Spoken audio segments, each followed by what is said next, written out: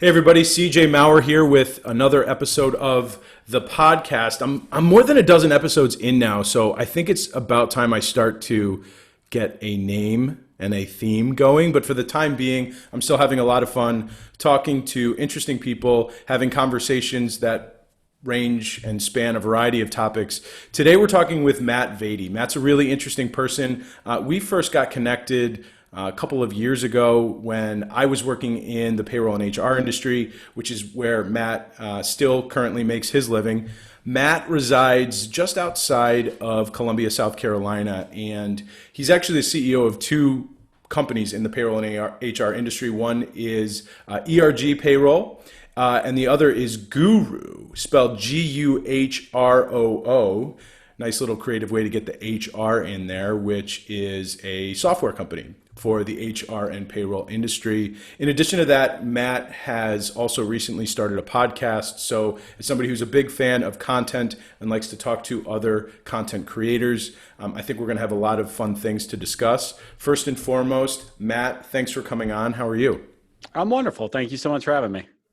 So what is the weather like right now in Columbia, South Carolina? I don't think there's many times where somebody in Buffalo, New York, can feel like the weather is better. This may be maybe 1 or 2 months of the year where we kind of have you beat with weather. What's it like down there right now? That's it. Hot and sticky. It is too hot to go outside. It is too humid to go outside. It is the 3 months out of the year, the summertime, which it kind of flips and flops, right? Up in upstate New York, where I grew up as well, like we were just talking about, it's terrible 3 months in winter. In the summertime here, it's kind of a terrible 3 months where you just want it to get over and get on to fall. You know, spring's beautiful, even winter's beautiful. So yes, yeah. You are probably winning for once in Buffalo.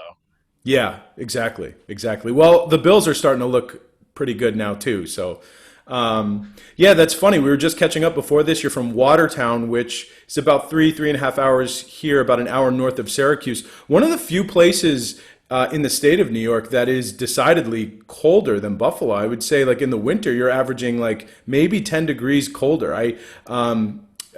My brother-in-law is in the Army. He actually recently made lieutenant colonel, and he actually works in the Pentagon right now. Before that, he's been stationed at a number of places, but most recently, him and his family were actually in Fort Drum in Watertown for 3 years. And so, you know, I always add the city of any one of my immediate relatives on my weather app, because I'm interested in weather and things like that. And it was always much colder there. So how long have you been down in South Carolina? Been in South Carolina for 10 years, moved here from Raleigh, where I was for 6 or 7 years, but spent the first 23 or so in upstate New York. So nice. I'm happy. Well, you're enjoying some beautiful weather, and I'll also say not a lot of snow flurries, but a flurry of entrepreneurial activity. You now run a couple of businesses. Tell me how you got started. Yeah, interesting. When I moved here, I worked for one of the large national companies. And I remember we knew when we moved to Columbia, South Carolina, this was kind of the last stop, if you will. We were going to make this home. We were going to start our family here. We didn't have kids at the time. And, you know, one day I was working for this company and I called up to our corporate office and I said, hey, you know, we really want to get our local office more ingrained in what's going on here in the community. And can we have a couple $100 to sponsor this 5K for the local food bank? We want to get involved. We want to get our logo out there. We want the local team to volunteer and show up and be a part of it. And they said, you know what, Matt, we just don't get involved at the local level. And I understood it because obviously big national company, they've got offices all over. If they put $500 down for every 5K of every guy like me around the country that wanted to be a part of the community, they'd probably go bankrupt. So made sense to me, but it was not the direction where I wanted to go with my life and where I saw our future. And I had an entrepreneurial past before that. Like everybody, I did, you know, was entrepreneurial from the time I was a child all the way through to college businesses, to starting my own side hustles after college, as they're called nowadays. But, you know, at that point, that kind of set us on the path to say, all right, what can we do and how can we do it better than the competition? And we saw a real niche in the HR outsourcing and services market that wasn't being filled by the nationals by being able to provide those on-site and local experts along with best of breed technology. and be able to serve a need that they really couldn't meet here locally, and can't really deploy on the ground the way we can in all of the local and regional markets. So, that was 6 years ago this month. And so it's been an exciting ride. And like you mentioned, along the way, we actually, when you talk about that best of breed software, we struggled to find the right software for our business. So a couple of years in, after changing platforms several times, we just decided the right thing to do was to build it based on what our clients' needs were. And our clients are different. We don't take on every company. We don't work with a lot of blue collar organizations. We work with predominantly professional service companies who have a rather narrow niche of needs. And so we built a platform that meets their needs, and now we white label it and sell it to other payroll and HR providers like ourselves. That's cool. Yeah, going back to the whole leaning into local, I'm with you. I get where you're coming from, right? If you're working for a large national billion-dollar publicly traded company, they probably can't say yes to all of those requests. How many of those local offices do they have? And within each local office, how many, different community events do they want to sponsor or be a part of? I get that. But I also get realizing that I understanding why it's okay for them, but also realizing that you want something different for yourself. So it's not a matter of right or wrong. It's more a matter of preference. So good on you to identify that. Yeah, it was a big decision, like it always is anytime you're going to step out on your own. And I think, one of the more challenging things has just been, where does giving fit inside the organization? I talked to our group of advisors a couple of years ago, and we have a policy where we give away 5% of our business. So we give away 3% of all revenue, we give away 1% of our time, and 1% of our product. And, we've talked to investors about investing in our software platform. And, when they hear about our social mission, they're like, whoa, we don't send revenue out the door. I don't invest in things that send revenue out the door. We said, well, that's fine. That's not a great fit for you. And somebody made the point once, he's like, well, I was at a charity event last night with a lot of these guys who made their exits, and now they can give, X tens of thousands of dollars, and they can have a great time at these silent auctions and all that. And our mindset is, well, we might not ever exit. That's not our strategy. We might not ever, have some big liquidity event. And so to wait to give is not really in the cards. And to talk about how we give is also something I'd like to get into as we start to dig into content as well, because it's always been a challenge for us. How much you talk about being a mission-based organization, how much you put that out there versus how much you just kind of do those things behind the scenes. And there's decisions that have to be made there. Yeah. Are you a mission-based organization because it says so on the About Us page on your website? Or are you a mission-based organization because that is interwoven into almost everything that you do and the decisions that you make? There's a big difference there. There is. Yeah. And I think I'll put it like this. Part of our quarterly goals, part of our annual goals are based around how much time we spend volunteering, what we do in the community. We measure it, right? So it goes beyond just hey, we feel good about ourselves. We make some donation. We cut stroking a check for 3% of revenue while it hurts is not a hard thing to do.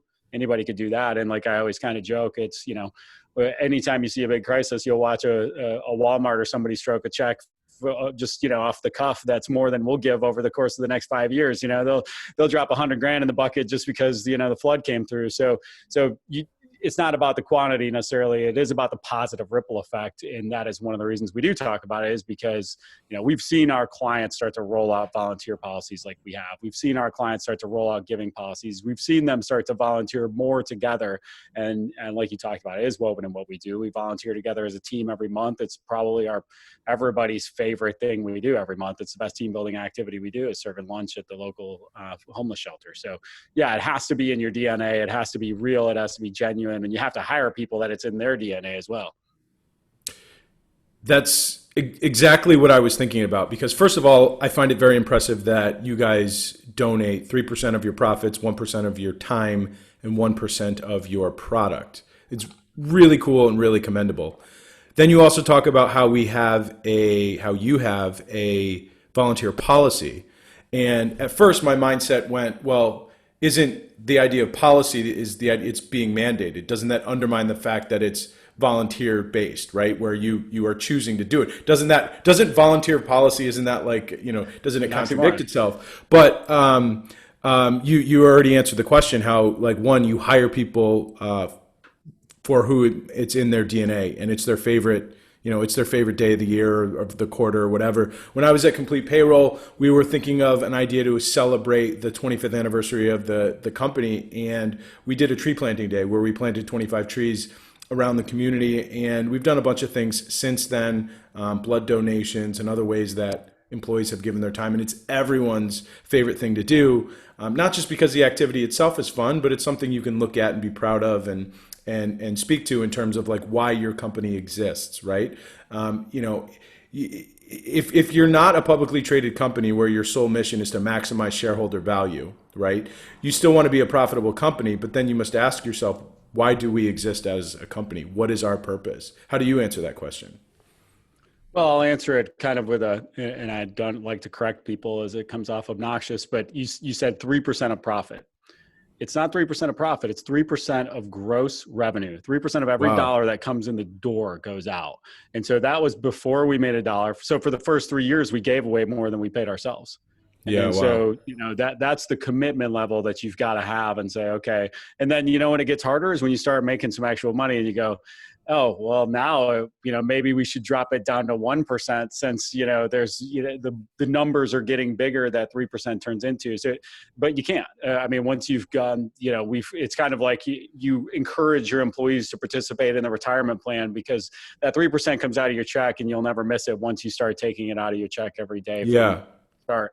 Same mentality when it comes to giving as well. And I think that you asked, like, how do you make sure that you stick with it, that it's in your DNA, et cetera? Well, you make it number one, right? It's the first thing that comes off the line item. Everything else is kind of behind that. And so that's big for us. And it's important that we don't forget it. We have things that we measure related to client retention, related to new customer acquisition, related to employee retention, but we also have giving right up there in the same KPIs for us. And that's what makes it so important and critical is that everybody's measured on it and understands that it's an expectation, but it also gives us a great amount of joy.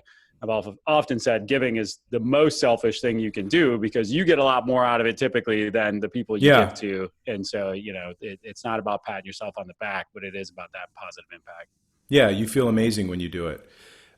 I got to admit it's a little bit of I have to suspect it's a little bit of a self-fulfilling prophecy, right? There has to be good that comes out of it, even in tangible ways. And based on the way you've described it, it's very clear to me that you don't give so that it's not a PR strategy, right? You don't give for marketing and sales so that, buying business or anything like that. But I got to imagine that it does come back to you in terms of other businesses respecting what you're about and wanting to get behind and associate with companies like them. Is that true?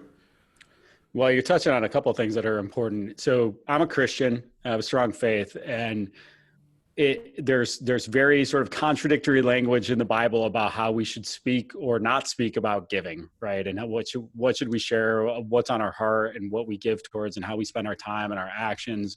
And it took a long time wrestling with, do we want to talk about this at all? Do we want it to be part of our marketing? Do we want to put on the website that we give this, and for a while we didn't. And it took some wise counsel to kind of understand that, hey, you can impact more lives talking about it than you probably will with the giving itself. And so you need to make sure that you're open and you explain your story and the types of organizations that you give to and elevate their causes as you're doing it. And so to your point, yeah, I think it helps. I think it's certainly part of our value proposition in that, hey, look, we are unique because we are a mission-based company. You will not find one of our competitors that is going to be talking about this before they talk about their service and their great technology. I roll. But the other piece of that is, it was interesting. About 2 years ago, we took a step back and we pulled all of our client data out of the CRM, pulled industries, and I think it was for some consulting group, and about 25% of our clients were nonprofits, and we don't target nonprofits. We didn't go after them. We never had any. As a matter of fact, I would think that'd be the last thing, the last group that would come to us. We have a premium product, premium service. We charge a premium for it. And so, we tend to be a little bit higher on the cost end, but I looked at it and I said, wow, that's a pretty high percentage. That's actually our highest percentage from any industry. That and dentists were our highest percentages. And so I said, okay, well, I guess we have a market in nonprofits. And I think that message does resonate with them, and word does get back to them that, hey, look, there's a group that's not like these other groups that we've had to deal with in the past when you talk about our national competition. That's fantastic. I want to shift gears a little bit and talk about creating content. So Please. you run two businesses. You run a payroll business and you run an HR software business, which, by the way, that's pretty commendable because most people, for those who aren't aware, most people who run payroll businesses license software from another company. So very kudos to you guys for developing your own. I know that takes a lot of time and money to do that, but I'm sure it's paying off. So you recently started a podcast. Tell me about it. Yeah. So recently started, you talk about self-fulfilling. Maybe this is more of a scratching your own itch. Started a podcast called Payrolling, where I'm interviewing owners, industry folks in the payroll industry to basically, I'm just picking their brains and learning more about how they grew their payroll business, how they grew, mostly folks that are serving regionally, folks that are on the Inc. 5000, people that are opening multiple offices, people that are doing the things I want to do, quite frankly. So it's interesting to get the opportunity to sit down and talk to them. Most of these interviews have gone on for about 45 minutes or so and really pick their brains, learn from them, but then share it with other people in the industry.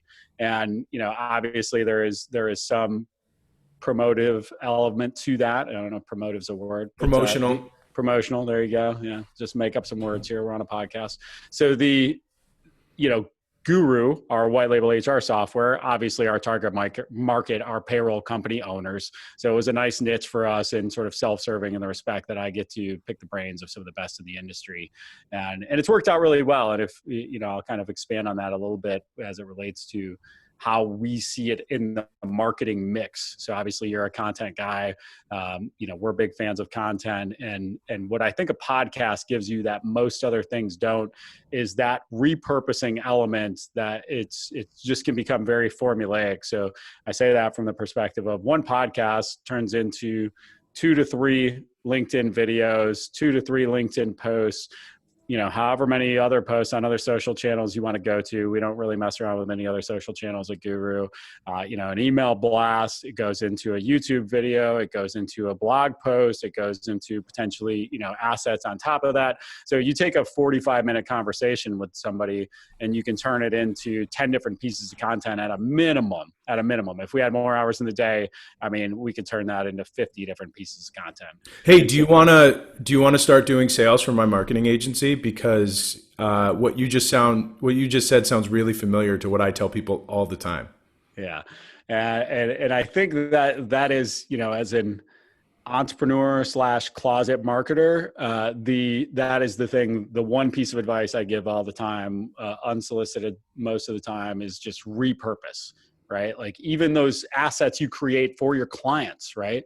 The questions from your clients. Like a lot of people feel like they're giving away the secret sauce when they answer the questions that their clients ask them to the public, but it's quite the opposite, right? They can't, if they could deal without your service based on some information that you're providing on LinkedIn, and then your service is not very valuable. But if you can provide a lot of that information for free, that will lead people to you as a trusted resource, then you'll see big dividends on that. Yeah, I've often said that if customer service reps could just CC the marketing team anytime they get a legitimate question from a customer, right? That marketing team could build up a database. Those are all opportunities to create content. Answer that question, shoot a 2-minute video, right? You have a video, you throw it up on YouTube, you transcribe it, there's your blog post, there's your SEO play. Now you cut that up or take the whole thing, you put it on social media, you amplify it that way. Now you have things to share with your customers and prospects through email blasts. You give it to your sales team, teach them how to use it, use that content to open up doors and continue conversations and follow up by adding value, not just saying, hey, just checking in, hope all is well. How's that decision coming? You know what I mean? Like, thinking about all relationships as deposits and using content as a way to make those deposits and add value and differentiate is tremendous. And like you said, it's incredibly versatile. So kudos to you for doing that. How long have you been doing it? Well, the podcast just 3 or 4 weeks. We are. How many episodes? You will be the 4th episode tomorrow, CJ. So nice. Yeah, I love how this.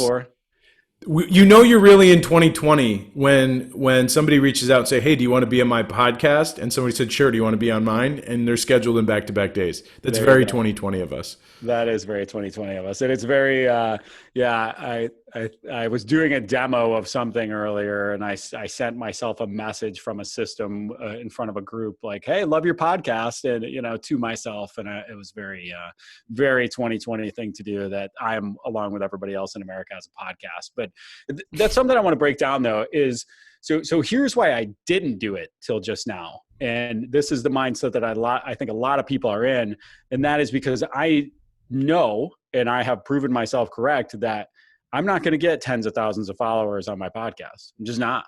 There's not that many people interested in me. I don't have that big of a market I'm trying to serve with what I'm doing. I'm in an incredibly niche market when you talk about payroll bureau owners and executives. But what I realized is you don't need tens of thousands of listeners. You need 50 listeners. You need 75 listeners. You need 100 listeners. And then once again, going back to that repurposing of the content, I mean, we get a lot more traction from the LinkedIn posts, from the emails, from the other elements than the podcast will ever have. But it all starts with the podcast. Yeah. Yeah. Fantastic. What have you noticed? Where have you seen tangible proof or validation that this is the right thing and that you should keep doing more of it? Oh, it was immediate. I realize this is not going to be this way for everybody, but Google Analytics week one website hit traffic through the roof after the post that we put out related to the podcast. Leads, inbound leads coming in. You saw we're on HubSpot. I mean, we can track the meetings that are being set.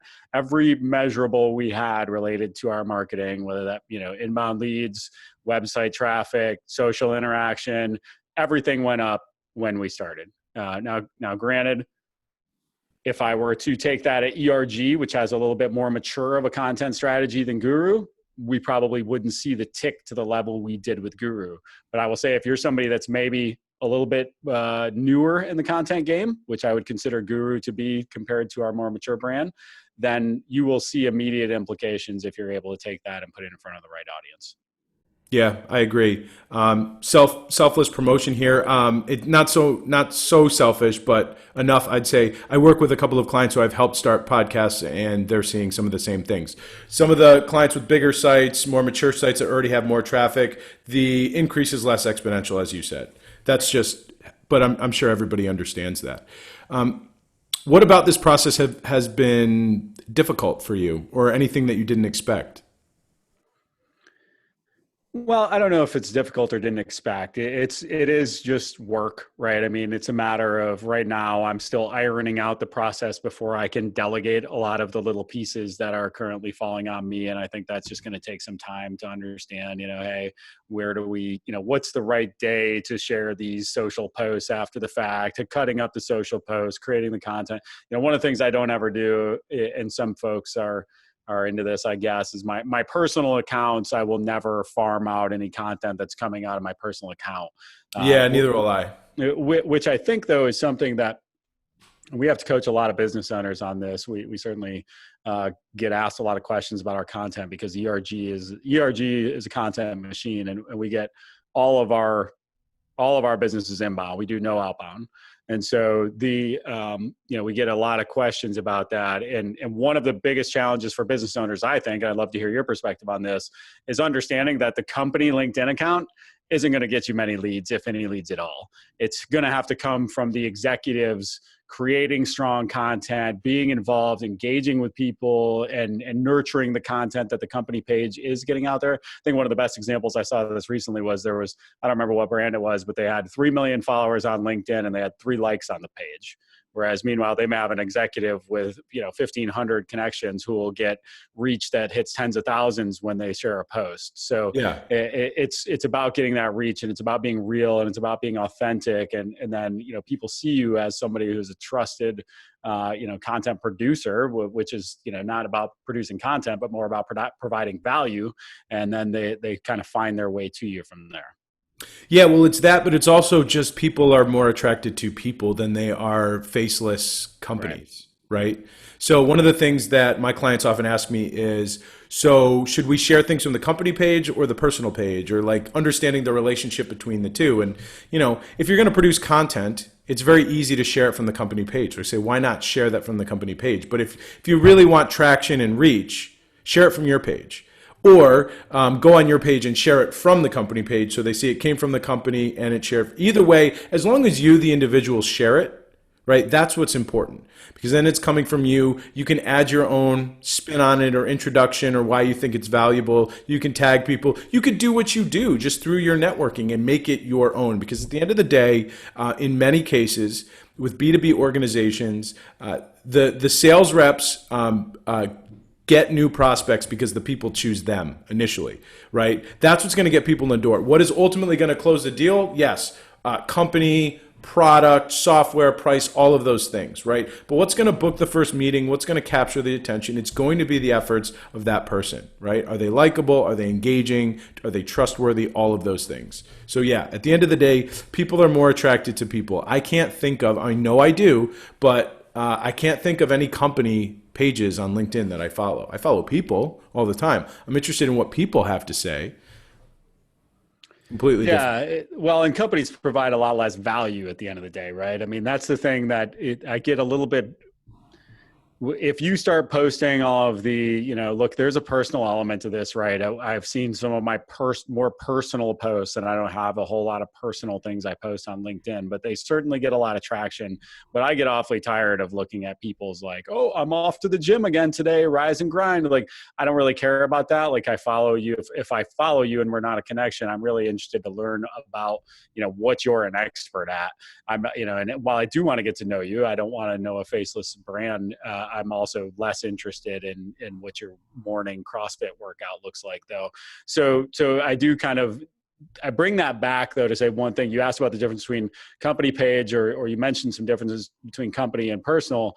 One of the nice things, and you see this all the time, and I bet a lot of your clients say this when they're coming to you, is, hey, look, we don't put stuff out because we don't have production budget. We don't have, it's not well produced. It's not really well refined, whatever it might be. Well, that's great. You can put that really well refined stuff out from your company page and all those videos that you pay thousands of dollars for, but you can slap on a Zoom and record yourself in 30 seconds and put a video out right now on LinkedIn. Yeah. And it doesn't have to be well produced, right? And as long as you're providing the value and proving yourself as a thought leader and something of meaning, then it's going to get visits and it's going to get views.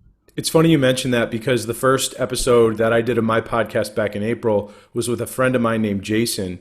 And he is one of the most, talented videographers I've worked with. He runs a small video production studio. He's really good. He offers high production value. He's really good at storytelling, being persuasive. And he works with, some of the larger brands here in Western New York. And one of the things that he's really advocating for, obviously he sees the greater purpose of what he does and the impact it has for people and businesses. And he advocates for producing content. And one of the things that he was going to town on was, how, one, the barriers to entry have been significantly reduced to allow more people to create content, and why that's good. And also how the production quality matters less. And here's a guy who I've watched, direct a shoot with lighting people, sound people, hair and makeup, two camera, like all of this stuff, right? And here's a guy who knows production quality and values it more than almost anybody else. And he's like, guys, they're shooting the Tonight Show on Zoom. And, cell phone videos are making their way to national television commercials, right? So the idea is that, yes, there's still a part of all of us, if you run a business, that you want to maintain, a level of production quality and sophistication to your with your communication. But at the same time, that matters less to people. What matters way more is the person in front of the camera and the content they're delivering, the value they're delivering. If you have a good message, it doesn't matter how good the lighting is or the framing or the intro graphic, all these things that I even invest in when I'm promoting my own content. But really what it's about is the value. And so good on you guys to notice that. I think that more people are noticing that as well. And I think that trend will continue. So, before we wrap up, because we're getting pretty close to time here. We talked about, you grew up in Western New York. You moved down south and you started running companies. You started the payroll company, you started the HR company, and now you're doing a podcast, right? So you're big on content creation. As somebody who's also a big fan of inbound marketing, why don't you tell me a little bit about? You said all of the strategy and all the leads for ERG are inbound, right? How did you get started in inbound? Who first put it on your radar? How did you start doing it? And what without disclosing any trade secrets, right? What central tenets of that strategy are making it successful? Well, there's no real secret. It's been on my radar from day one. So I'm an old school sales guy by career, if you will. I started with, the outbound, picking up the phone, slamming, showing up at offices, bringing the cakes and the cookies and, the cards and all the stuff. And just really, I escalated my career by being willing to hear no an awful lot, right? And that's not a great method for growing a business when it's you and then maybe one person and then maybe two people. And that's a hard way. And it, quite frankly, it wasn't the reputation we wanted in the market. So early on, we got on board with SEO pretty early.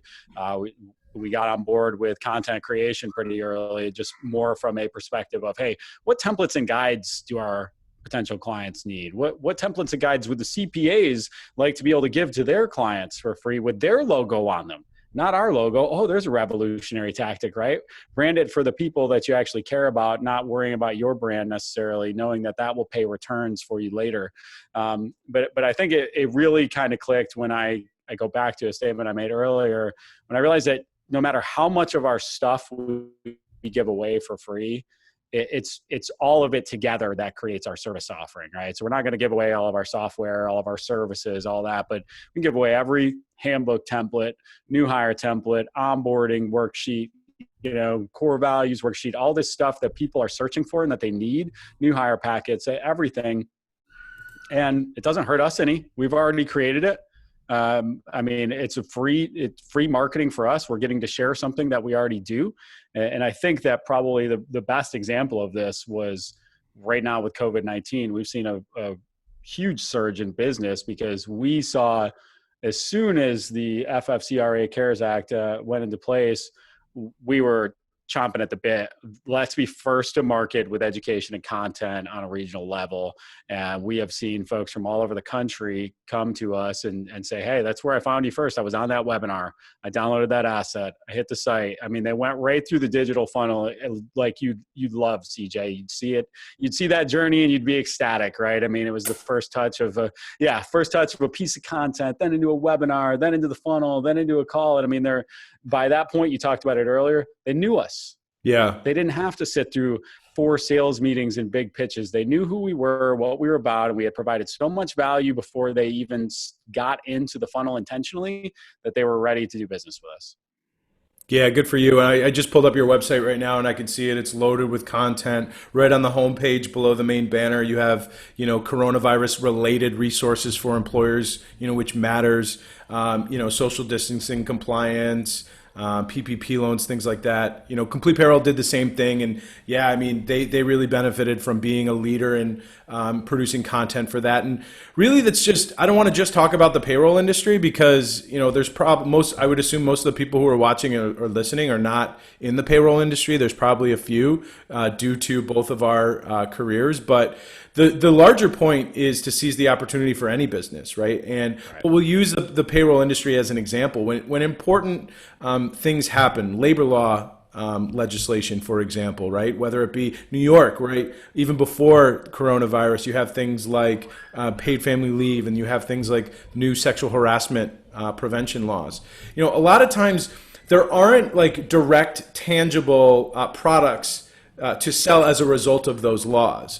But the important thing to realize, as my kids freak out downstairs, even though my door is closed, the important thing to realize is that your audience values that, because even if you don't have a particular product or to sell for a specific piece of information, it matters to them. It helps them do their job. They need to understand it better. So if you can be the source for that, right, they're going to remember that. They're going to trust you. Not to mention, it could be the way many people first hear about you because, again, you talk about producing content for highly relevant aka highly searched topic, that's a really great way to expose your business to a lot of people. Capture those leads if they want to subscribe to more updates via email. So I'm just really impressed that you're doing it because, quite frankly, still a lot of businesses aren't fully on board with inbound. Still, a lot of B2B organizations aren't fully on board. And especially, quite frankly, from what I've been able to observe, a lot of businesses in the payroll industry aren't on board with that, and they're missing opportunities.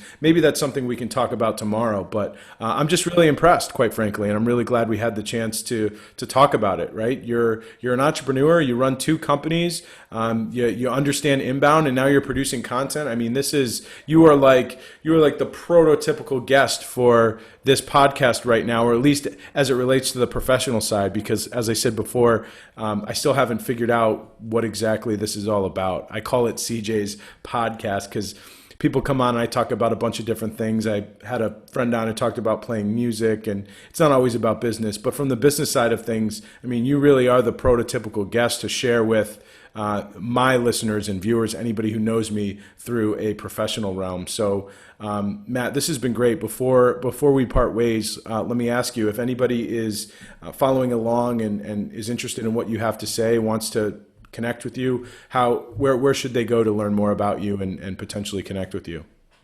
Yeah, so if you search my name, I'm the only Matt Vaady that will pull up on Google. So it's Vaadi. LinkedIn is where I live as far as social channels. And yeah, just love to connect with other folks. I've been blessed to get to know a lot of people all around the country just through, I joke, the first guest on our podcast was Matt Umholtz. You may know him out of Haysphere out of Houston, Texas. And I reached out to him when we first started our business. He was out in front of us by a few years.